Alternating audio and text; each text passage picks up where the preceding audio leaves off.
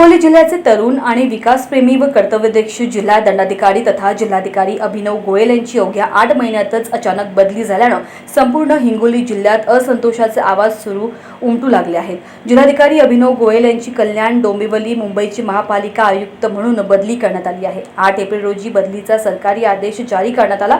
जिल्हा दंडाधिकारी अभिनव गोयल यांच्या अचानक झालेल्या बदलीमुळे एक तरुण आणि दूरदर्शी सक्षम अधिकारी गमावल्याचे दुःख हिंगोलीतील लोकांच्या चेहऱ्यावर स्पष्टपणे दिसून येत आहे। 2024 मध्ये ऑगस्ट महिन्यात धुळे येथून हिंगोलीला आलेले जिल्हा दंडाधिकारी अभिनव गोयल यांनी त्यांच्या 8 महिन्यांच्या कार्यकाळात अमिट छाप छोडली आहे। जिल्ह्यातील विकास कामांसाठी तत्पर असण्यासोबतच सामान्य नागरिकांना सरकारी योजनांचा लाभ देण्याची त्यांची तत्परता कौतुकास्पद होती। विधानसभा निवडणुकीदरम्यान जिल्हा दंडाधिकारी अभिनव गोयल यांनी खूप सक्रियपणे काम केले।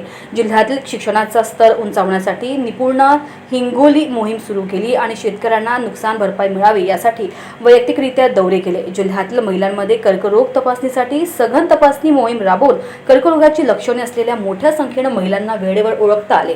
मृदू आणि शांत स्वभावाचे आणि माध्यमांशी सौहार्दपूर्ण संबंध ठेवणारे आणि वेळेवर माहिती देण्याबरोबरच त्यांच्या सूचनांची अंमलबजावणी करणारे जिल्हा दंडाधिकारी अभिनव गोयल यांच्या प्रामाणिकपणाबद्दल ही बरीच चर्चा झाली।